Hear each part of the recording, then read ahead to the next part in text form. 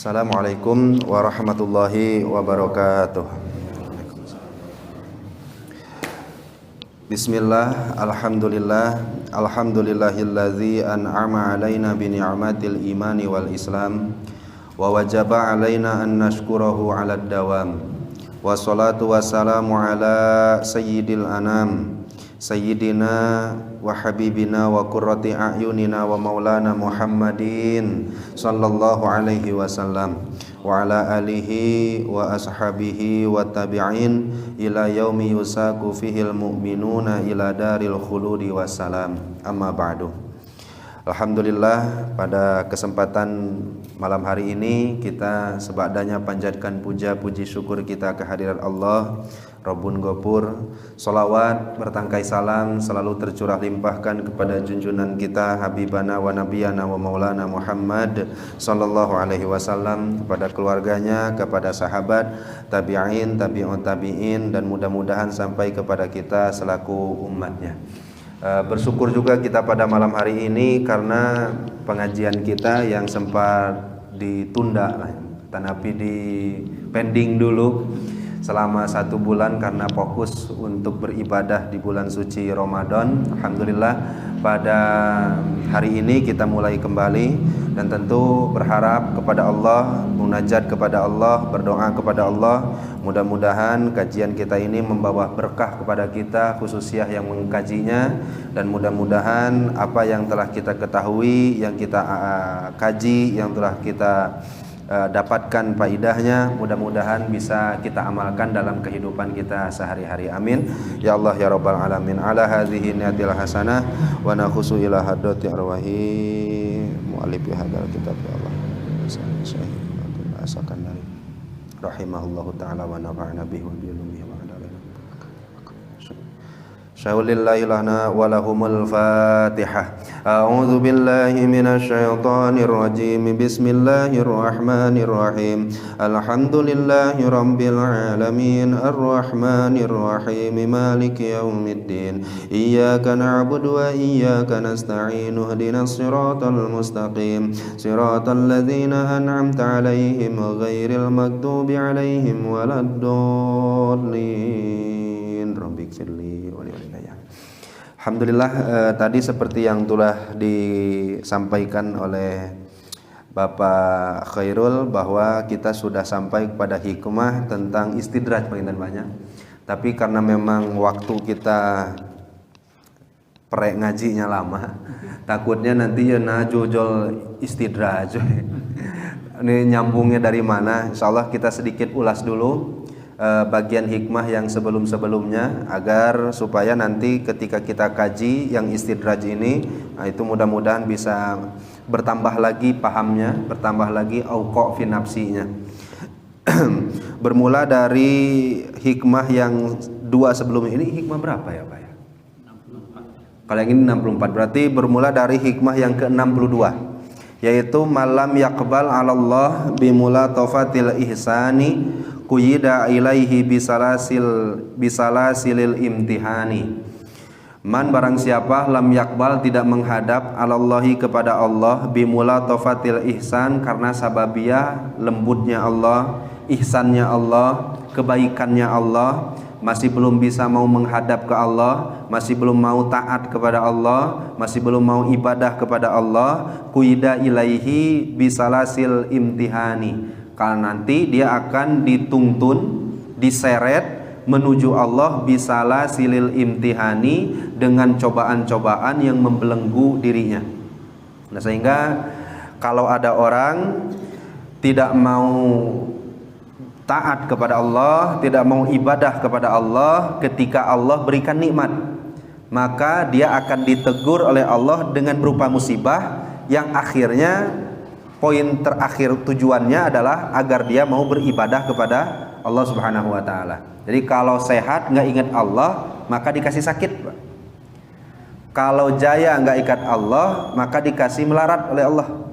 Kalau berpangkat nggak ingat Allah, maka diturunkan pangkatnya oleh Allah, agar supaya kita mau ingat dan kembali kepada Allah Subhanahu wa taala. Nah, alhamdulillah pada saat ini kenikmatan begitu banyak ya Pak yang kita dapatkan. Dari mulai anggota tubuh kita, mata, telinga, tangan, kaki, semuanya berupa nikmat. Sebelum nikmat tangan ini diambil dan dicabut oleh Allah Subhanahu wa taala, maka yuk kita syukuri agar supaya nanti tidak ditegur dengan cara yang lain agar kita menghadap kepada Allah Subhanahu wa taala. Nah, itu inti poin dari hikmah yang ke-62. Masih ingat pengintannya banyak? Alhamdulillah. Nah, kemudian jangan sampai ya, pokoknya ingat dah metereh lah pokoknya. Nah, ternyata walillahi yasjudu man fis samawati wal ardi tau'an wa karha. Makhluk-makhluk Allah itu yasjudu, sujud menyembah Allah, beribadah kepada Allah, baik fis samawati wal ard, maupun yang di langit ataupun yang di bumi. Tapi cara mereka ibadah kepada Allah itu ada dua, Pak. Satu, kata Allah dalam surah Al-Imran, ada yang tau'an, sukarela. Yang kedua, ada yang karhan, dipaksa. Kita ini masuknya yang mana nih, Pak? Kita tuh sholat tuh agar supaya sembuh, berarti masuknya kategori dipaksa sholatnya. Atau karena mensyukuri nikmat sehat yang ada di dalam diri kita sehingga kita mau sholat, berarti itu sukarela, balasan dari nikmat yang telah Allah berikan kepada kita. Ketika kita melaksanakan puasa yang kita lakukan itu karena sababiah kita pingin sehatnya. Dah sakit wae cenah sumu tasehu, kamu puasalah, kalau sudah puasa nanti akan sehat. Ya sudah, saya puasa. Berangkat dari keterpaksaan yang tadi antara puasa jadi puasa. Berarti itu karhan atau tau'an, Pak? Karhan itu dipaksa keadaannya dia untuk beribadah kepada Allah Subhanahu wa taala. Banyaklah Pak ya keadaan-keadaan orang yang punten ketika dia di satu keadaan gak ingat Allah, dijatuhkan oleh Allah malah ingat dan berbalik pikirnya luar biasa hebatnya. Banyak ya Pak ya yang seperti itu. Nah, jangan sampai kita semua itu termasuk golongan yang kufur nikmat. Sehingga kalau sudah kufur nikmat, nikmatnya dicabut, maka akan didatangkan musibah, didatangkan imtihan, ujian oleh Allah Subhanahu wa taala yang tetap tujuan akhirnya adalah agar kita mau beribadah. Cuma ibadah karena musibah jadinya karhan, ibadah karena nikmat jadinya tau'an. Nah, sampai sini bisa dipahami Bapak-bapak. Nah, kemudian masuk kepada hikmah yang selanjutnya, yaitu malam yashkurin ni'am faqad ta'arrada li zawaliha wa man syakaraha faqad qayyadaha bi'iqaliha. Malam yashkurun ni'am, malam yashkurin ni'am, barang siapa yang tidak mau mensyukuri nikmat, maka faqad ta'arrada li zawaliha, maka dia seakan-akan menginginkan nikmat tersebut hilang dari dirinya. Kalau ada orang yang tidak mau mensyukuri nikmat Allah, maka seakan-akan dia mempersiapkan nikmat itu untuk pergi darinya. Tapi waman syakoroha, barang siapa yang mau mensyukuri nikmat yang telah Allah anugerahkan kepadanya, maka faqad qayyadaha bi'iqaliha, dia seakan-akan mengikat kuat nikmat Allah tersebut untuk tetap berada di sisinya. Nah, itu salah satu hikmah sebagai penegas dari Syekh Ibnu Athaillah untuk hikmah yang ke-62. Jadi 63 ini hikmahnya mengajak kita untuk senantiasa bersyukur kepada Allah Subhanahu wa taala. Saya bacakan sarahnya sedikit banyak. Syukrun ni'ami, mensyukuri nikmat, mujibun li baqaiha wa ziyadah. Nanti fadilahnya dua. Mensyukuri nikmat Allah itu faidahnya satu, melanggengkan eksistensi nikmatnya. Si nikmat akan ada terus. Bahkan waziyadah, nikmatnya akan ditambah. Nah, makanya ada salah satu doa yang selalu dilantunkan oleh guru saya di Sukamiskin, Kang Haji Ai namanya Pak. Beliau ketika sholat berjamaah nggak pernah berhenti baca doa Allahumma la taslub ni'matan an'amta biha alaina. Doanya sedikit Pak. Insya Allah mudah-mudahan Bapak langsung hafal nih. Allahumma la taslub minna ni'matan an'amta biha alaina. Artinya apa? Allahumma ya Allah, la taslub, semoga engkau tidak cabut nikmatan, nikmat an'amta alaina biha, yang telah engkau berikan kepada kami. Ya Allah, la taslub minna ni'matan an'amta biha alaina. Ya Allah, jangan cabut nikmat-nikmat yang telah Engkau berikan kepada kita. Karena nikmat dicabut jadi ciri bahwa kita tidak mampu mensyukuri nikmat tersebut. Nanti kan tinggal caranya bagaimana cara mensyukuri. Dan insya Allah nanti kita akan bahas juga banyak. Nah kemudian wa adamu syukriha. Ketika kita tidak mau mensyukuri nikmat Allah, mujibun li zawali hawan bisoliha, maka itu akan menjadi salah satu sababiyah hilangnya nikmat dan berpisahnya nikmat tersebut dari diri kita. Qala Allah Ta'ala fi kitabihil karim, la in syakartum la azidannakum wa la in kafartum inna azabi lasyadid. Bahkan ada hadis kayak gini, ayat Al-Quran kayak gini Pak, dan ini sering sekali kita dengar, innallaha la yughayyiru ma biqaumin hatta yughayyiru ma bi anfusihim. Innallah, sesungguhnya Allah, la yughayyiru, tidak akan pernah merubah, ma bi qaumin, apapun yang ada di satu kaum, hatta yughayyiru ma bi anfusihim, sehingga mereka mau merubah dulu apa-apa yang ada di diri mereka. Apa penjelasan yang sering kita dengar Pak? Oh, Allah nggak akan nurunkan ilmu kalau kitanya nggak berubah dari malas ke rajin. Terus ya banyak. Allah nggak akan nurunkan rizki kalau kita tidak mau merubah dulu darinya tadinya malas sekarang giat untuk bekerja dan lain-lainnya. Kan seperti ini Pak. Tapi kalau orang-orang tasawuf nafsirinya beda Pak.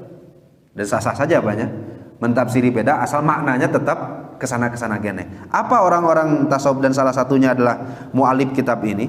Beliau mengatakan bahwa idza ghayyaru ma bi anfusihim minat ta'at wa hiya syukrun ni'am, ketika kamu merubah yang ada di diri kamu, yaitu syukurnya. Kamu tadinya taat, bersyukur, sekarang kamu robah menjadi tidak bersyukur, maka akhirnya Allah akan rubah. Allah tidak akan merubah kecuali kamu yang merubah. Laras apa? Kan gitu Pak bunyi ayatnya. Allah tidak akan merubah apa yang ada di satu kaum kecuali suatu kaum itu yang merubah sendiri. Nah sekarang dia tadinya bersyukur, nggak bersyukur, maka Allahnya rubah nggak tidak Pak? Rubah apa yang akan dirubah oleh Allah? Yang tadinya nikmat diberikan, sekarang musibahlah yang akan diturunkan. Nah nauzubillah, summa nauzubillah min. Akhirnya ketahuan ya Pak, bahwa kajian tafsir itu luar biasa lebar dan panjangnya. Jadi nggak mungkin ada satu ulama yang nyebutkan oh ini tafsir yang paling benar, nggak bisa Pak. Karena dari satu ayat itu Bapak lihat kitab tafsir itu ratusan bahkan ribuan Pak kitab tafsir itu. Dan salah satunya tafsir versi tasawuf pun ya ada Pak. Jadi Allah tidak akan merubah nikmat tersebut kecuali kamu rubah dulu syukurnya. Kalau kamu merubah syukur menjadi tidak syukur, maka Allah rubah nikmat tadi menjadi musibah. Nauzubillah, summa nauzubillah min dzalik. Nah, kemudian syukur itu ada 3, Pak.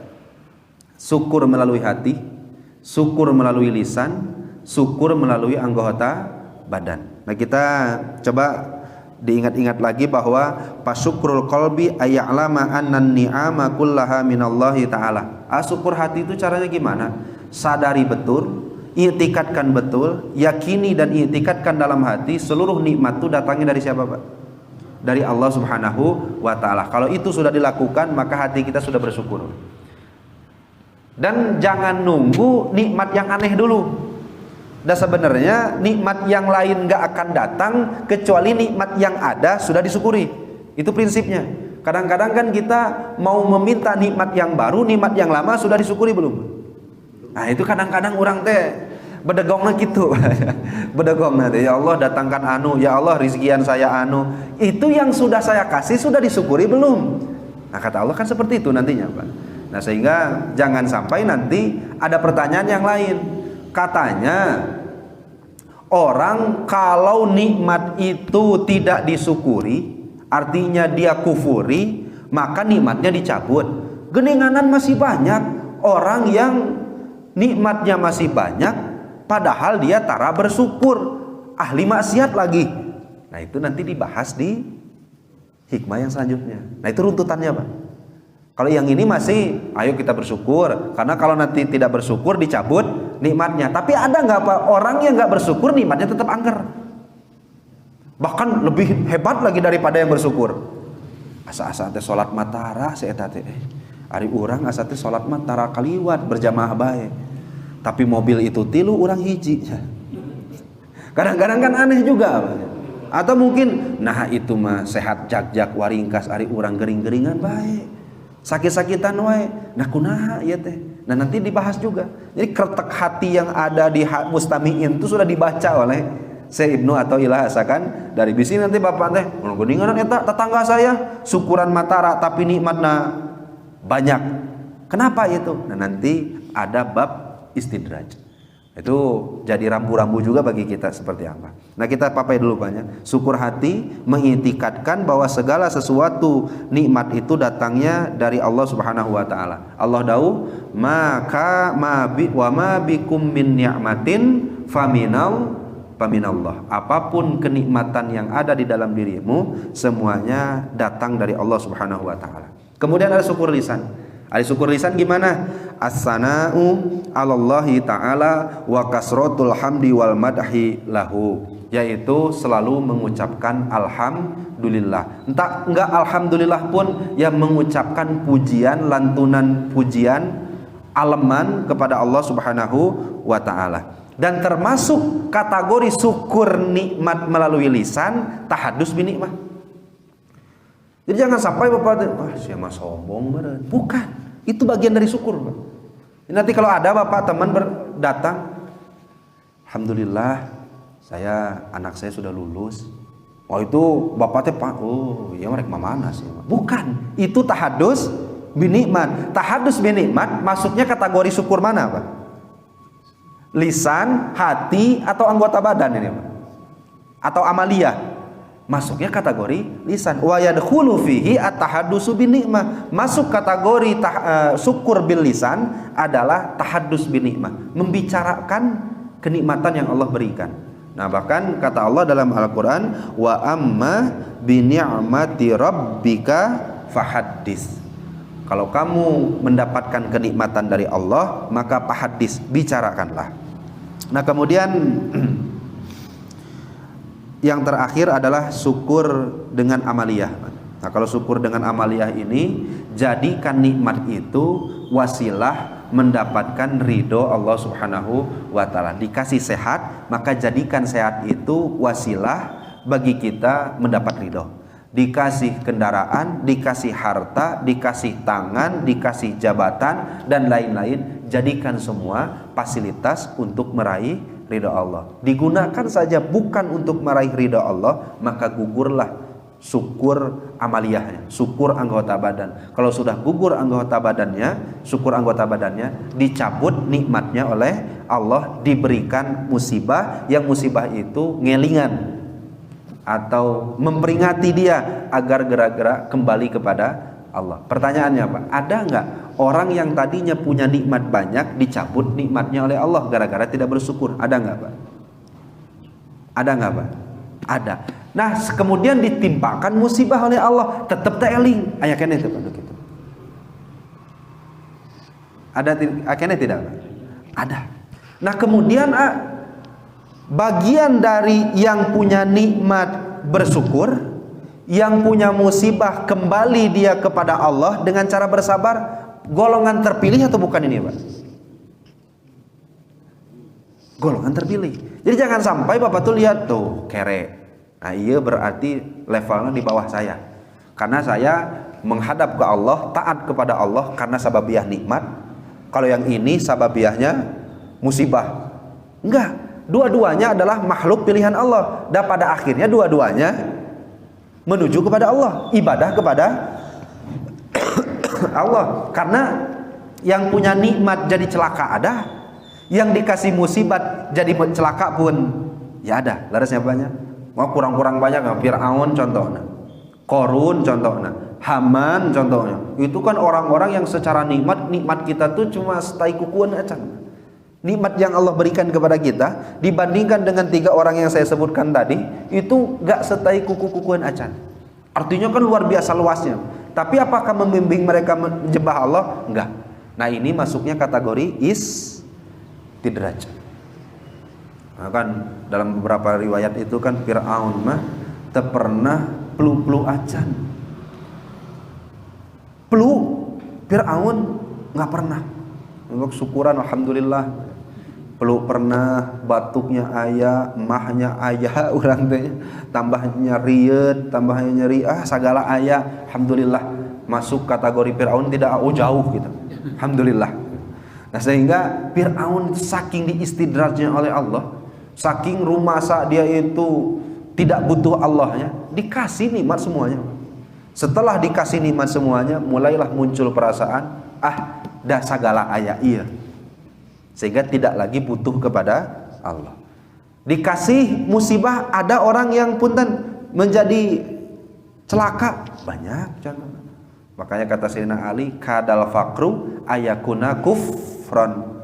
Orang fakir itu deket-deket karena kufur. Fakir, itu sebelahnya dikit 2 kilo dari kufur.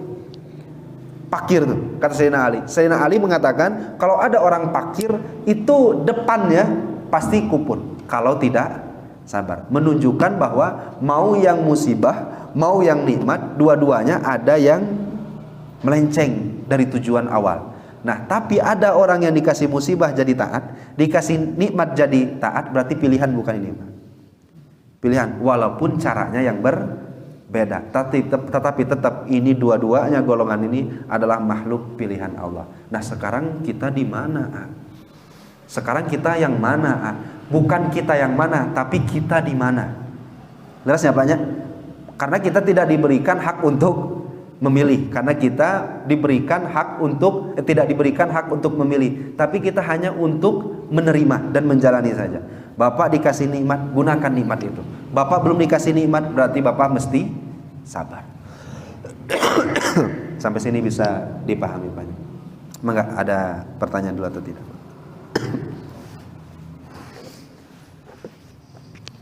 Ini nggak ada sedotannya gimana? Oh, jatuh. Ada Pak? Ada.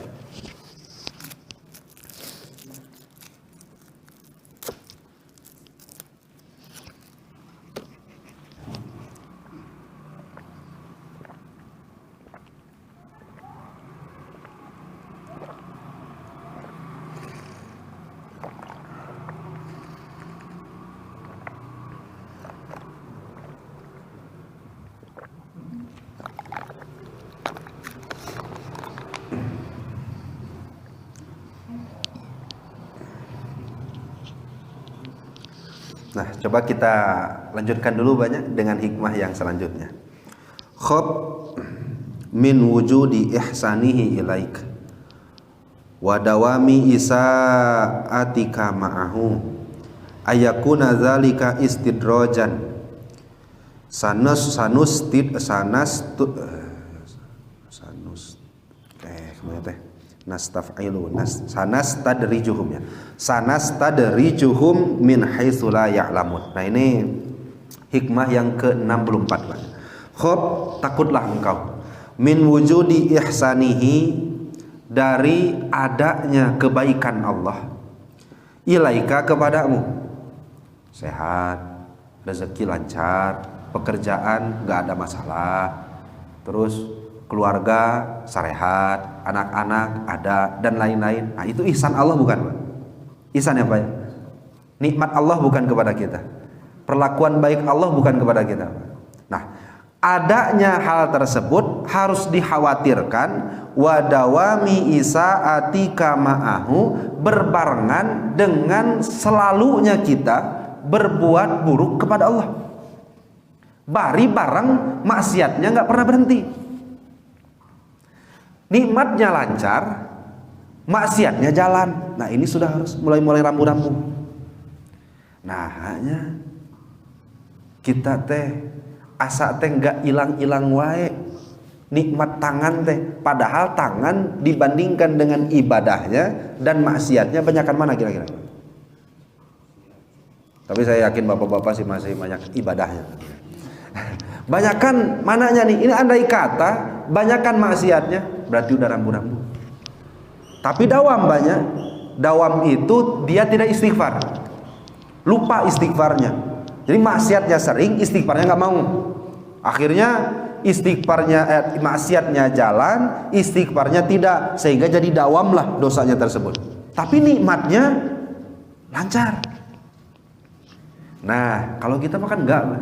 Kalau bapak-bapak dikasih aya masalah pasti ngemut nanti. Naon ya salah abdi teh. Gitu tuh, Pak. Nah, saya yakin bapak-bapak pasti gitu. Naon ya saya tehnya, salah saya tehnya.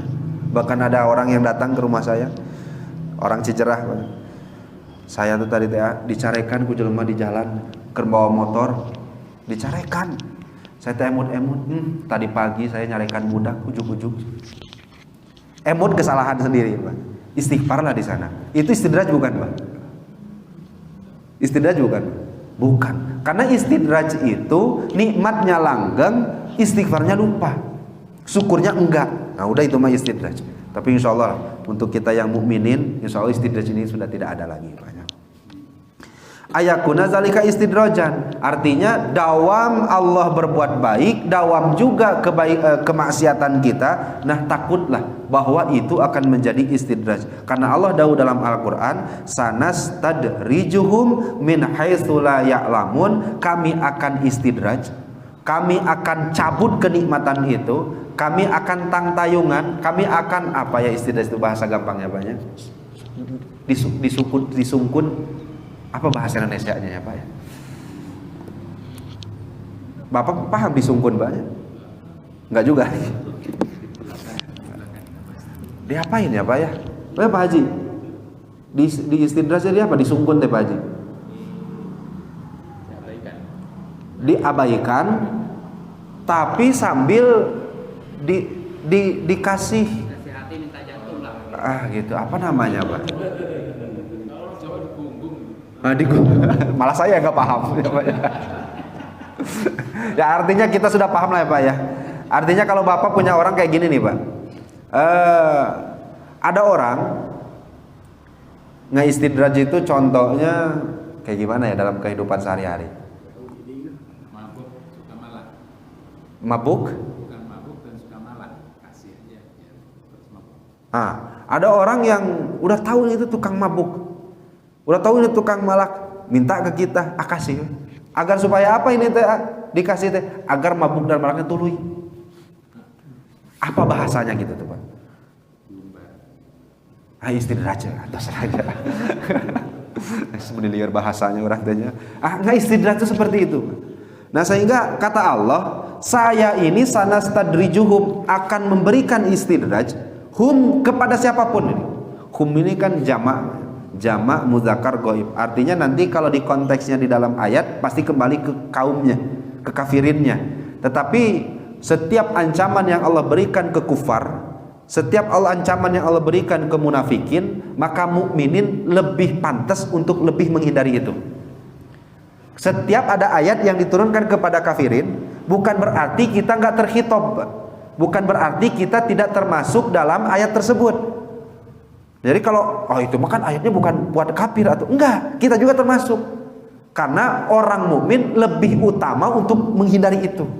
Nah, sampai sini bisa dipahami banyak. Nah, sehingga kata Allah, siapapun akan saya istidraj, tapi hebatnya istidraj Allah min haitsu la ya'lamun, dari arah yang kamu tidak akan sadari. Nah, saya akan berikan gambaran sedikit banyak bahwa apa sih yang disebut dengan istidraj itu? Waqila numidduhum bin ni'am, kami berikan kenikmatan, dianugerahi nikmat yang banyak, wa nungsihim asyukra, syukurnya kami lupakan dari diri mereka. Nikmatnya dibanyakan, rasa syukurnya dihilangkan. Kemudian fa idza rokanu ilan ni'am, setelah dia merasa anteng dengan nikmatnya, hujibu anil mun'im, mereka dihalangi dari Allah yang memberi nikmatnya. Dahsyatnya tuh gitu, Pak. Kasih, lupakan syukur, setelah anteng dengan nikmat tersebut ditutup oleh Allah jalan untuk kembali ke Allah. Aduh, kan bahayanya luar biasa. Nah, kan seperti orang-orang kafir kan banyaknya kayak gitu. Punten-punten. Yang tercerita aja lah, yang paling masyhur aja lah, nggak usah kita contohkan dengan umatnya Rasulullah. Fir'aun lah, kurang kumaha apa nikmatnya banyak, nikmatnya luar biasa. Pada akhirnya oleh Allah Subhanahu Wa Taala hujib, dihijab, Akhirnya tidak bisa kembali menuju Allah Subhanahu wa taala. Ada lagi, Pak, yang menyebutkan istidraj itu seperti ini. Kullama ahdatsu khotiatan, ketika mereka berbuat keburukan, jadadna lahum nikmatan, kami beri nikmat yang baru. Aduh, nikmat kumaha ta, Pak? Istidraj. Maksiat, nikmatnya ganti yang baru. Maksiat lagi, dikasih lagi nikmatnya. Maksiat lagi, jadadna lahum nikmatan, dikasih lagi nikmat yang baru. Wa angsainahum al istighfar mintikal khotiati. Apakah cuma ketika bermaksiat tambah nikmat aja? Enggak, sembari dilupakan dari dirinya untuk beristighfar ke Allah. Nauzubillah, summa nauzubillah. Nah ini insyaallah lah istilahnya enggak ada ya, Pak ya. Enggak ada. Tapi kan kita sering maksiatnya. Nah, kita mah sering maksiat, sering oke istighfarnya. Kan seperti itu, Pak. Dan yang disebut dengan istidraj mah maksiat, merasa salahnya enggak ada. Minta maafnya enggak mau, tapi nikmatnya langgeng. Nah, insyaallah yang kayak gitu jadi istidraj. Kan istidraj itu bisa kena ya, Pak ya. Bisa kena bagian mukminin, ya muslimin lah. Dan bisa juga ke kafirin. Kafirin siapa lagi lah, Pak ya. Karena terlihat pisan banyak. Terlihat pisan apalagi kafirinnya meninggal membawa kekufurannya. Nah, itu apalagi menjadi istidraj. Karena kan kita lihat banyak sekali orang-orang kafirin itu yang diberi Rabbana atina fid dunya hasanah. Tapi wama lahum fil akhirati min khalaq. Di akhirat enggak dapat apa-apa karena memang kenikmatannya sudah disegerakan oleh Allah. Ada ulama kan hawak sebenarnya namanya. Atina fid dunya hasanah ya wa fil akhirati hasanah. Nah, wa min anwa'il istidraji ma dzakarahu biqaulihi, dan ada salah satu bagian dari istidraj insyaallah kita akan bahas di minggu yang akan datang. Tapi tentang istidraj sudah paham dulu ya, Pak ya. Nah, jadi yang pertama kita simpulkan banyak, kalau Allah berikan nikmat itu tanda Allah ingin kita bersyukur. Kalau tidak mau bersyukur, Allah turunkan musibah. Itu tanda juga bahwa Allah ingin kita segera eling, segera kembali kepada Allah. Teeling kene, maka keluarlah dari makhluk pilihan Allah. Kemudian hikmah selanjutnya, syukuri semua nikmat, karena itu akan menjadi tali pengekangnya. Bahkan bisa menjadi soidun lil mafqud, mencari nikmat yang lain yang enggak ada dengan cara disyukuri. Nah, kemudian kalau tidak mau disyukuri, maka persiapan kita itu tuh untuk dihilangkan. Dan yang terakhir, gimana kalau nikmatnya tetap ada, tetapi maksiatnya tetap jalan. Kalau maksiatnya tetap jalan, istighfarnya tidak mau, nikmatnya tetap diberikan oleh Allah, maka itu khawatirlah termasuk dalam kategori istidraj. Nauzubillah, summa nauzubillah. Sebelum ditutup ada pertanyaan atau penambahan apa?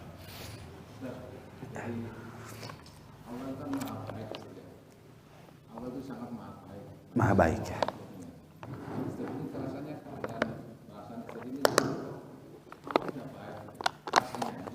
Ya. Ada makhluk di hari misalnya, ada makhluk malah digongol atau dikasih semua, tidak dikasih jalan untuk kembali kepadanya. Ya. Jadi apakah pemahaman ini gimana? Salah atau gimana, Ustaz? Ya.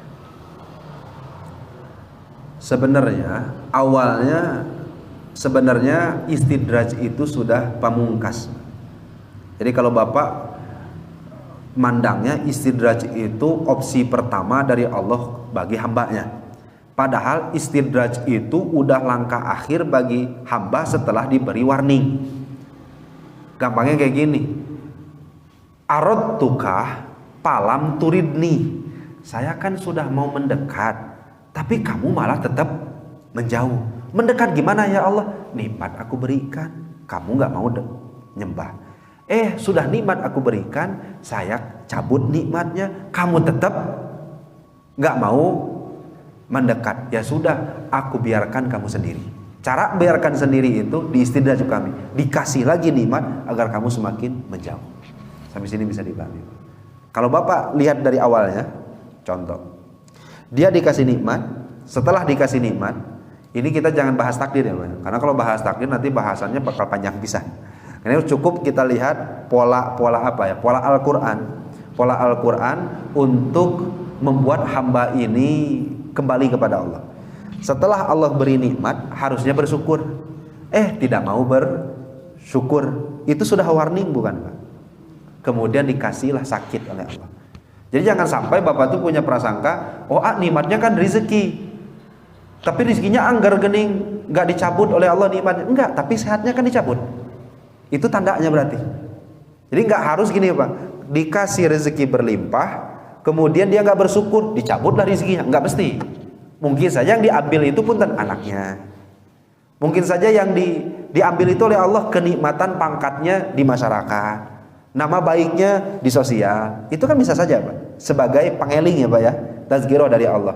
Sudah saya kasih nikmatnya, nggak mau bersyukur. Sudah saya ingatkan dengan musibah, nggak mau kembali. Kira-kira kalau orang yang kayak gini disebutnya apa? Daplak. Mau nyebut Allah tidak baik lagi gitu. Ya nggak mungkin ya Pak. Artinya semuanya sudah dilakukan oleh Allah Subhanahu wa Ta'ala. Terlepas itu merupakan kodo dan kodarnya Allah Subhanahu wa Ta'ala. Tapi memang semuanya ada sababiyahnya Pak. Jadi kalau kita bahas kodo kodar nggak mungkin juga, karena kodo dan kodar itu pasti searah dan sejalan dengan syariatnya, sababiyahnya. Nggak mungkin orang bisa meninggal dalam keadaan kufur kalau dari syariatnya dia tidak memilih jalan ke kufuran. Sampai sini bisa dipahami Pak. Cek apa ini Pak? Ya. Maka ada lagi Pak. Ngomong apa sih?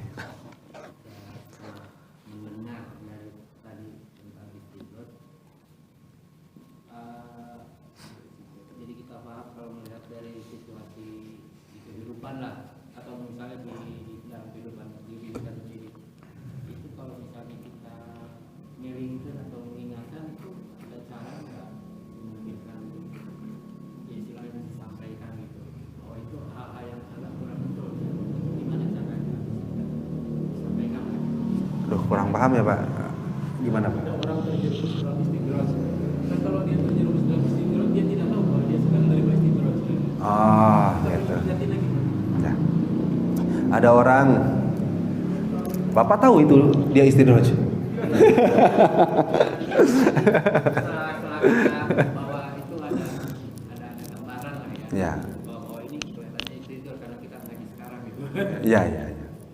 Apakah itu perlu kita ingatkan atau gitu? Ya tentu Pak. Salah satu cara ya watawasau bil haqi watawasau bis sabri. Artinya ketika kita melihat orang, teman kita lah anggap saja, teman baik kita, muslimin, nikmatnya berlimpah, kemudian sholatnya tidak, umpamanya, maka elingkeun ku Bapak. Cara ngelingkeun tinggal sebutkan kade nikmat berjalan, maksiat jalan, bisa jadi istidraj. Kalau istidraj sudah datang, itu Allah sudah ingin kamu tidak kembali ke Allah. Itu kan Pak, istidraj itu orang yang kena istidraj itu. Jadi jangan sampai Bapak berpikiran, oh berarti saya dulu istidraj. Mending Bapak sekarang ke masjid. Istidraj itu nggak akan, benar banyak. Wahujiba anil mun'im, sudah langsung dihijab oleh Allah, nggak akan pernah kembali. Nah akhirnya kalau kita lihat ke belakang banyak, pastilah kita banyak bergelimang dosa pernah, bergelimang maksiat ya pernah, tapi nikmat gak dicabut Pak. Laras Pak, istidraj bukan Pak? Saya mau nanya, istidraj bukan Pak? Istidraj bukan Pak?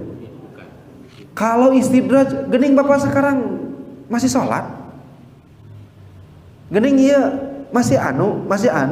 Nah kemudian apa fungsinya tuh maksiat saya dulu di belakang itu? Nah, kembali lagi ke bahas hikmah sebelumnya. Maksiat yang di belakang tersebut fungsinya mengikis sifat ujub dalam hati Bapak. Benar ya Pak ya? So, bisa nggak Bapak sekarang ujub ke orang lain dengan melihat background kita yang begitu banyak maksiatnya? Nggak bisa. Berarti maksiat itu nikmat bukan? Saya mau nanya lagi. Tapi ini yang di belakang ya Pak, jangan sampai nanti pokoknya maksiat nikmat. Jadi ke depan kan, ini yang di belakang ya Pak. Maksiat yang telah kita lakukan di belakang berarti nikmat atau bukan ini Pak? Nikmat kalau bisa menjadi taubat. Nikmat kalau bisa menjadi pengikis dari sifat ujub yang ada dalam diri kita. Beberapa hikmah sebelumnya kita sampaikan, kalaulah ujub itu tidak baik, kalaulah dosa itu tidak lebih baik daripada ujub, maka tentu dosa akan dihilangkan oleh Allah Subhanahu wa taala. Dan buktinya lebih baik dosa daripada ujub. Kalau kita mau mendingan ya Pak ya. Kanjeng Nabi Adam itu secara syariatnya, tapi kan tetap banyak Nabi dan Rasul nggak bisa berdosa ya. Secara syariat salah, dosa mencara orang mah. Iblis itu salah, dosa. Cuma Kanjeng Nabi Adam mah salahnya nggak pakai ujub, iblis mah pakai ujub. Yang satu diturunkan ke dunia, balik deh ke surga. Nu satu diturunkan ke dunia, tapi terbalik deh ke surga. Jadi mending mana ini?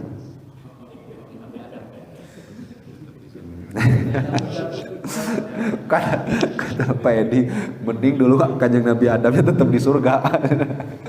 Ya, tapi ya alhamdulillah banyak. Akhirnya kejawab lah Pak. Kalau dulu kita pernah bergelimang dengan maksiat, bukan istidraj. Kenapa bukan istidraj? Cirinya Bapak nggak lupa istighfar. Walaupun pada saat itu nikmatnya lupa Bapak syukuri. Nikmat kan lupa disyukuri. Tapi ada satu lagi yang tidak pas dengan definisi istidraj, Bapak tidak lupa istighfar setelahnya.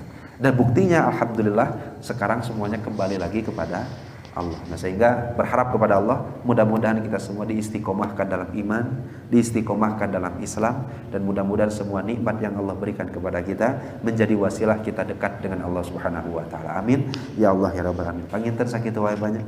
Mudah-mudahan sing aya manfaatna. Wabillahi taufik wal hidayah wal afu minkum. Wassalamualaikum warahmatullahi wabarakatuh.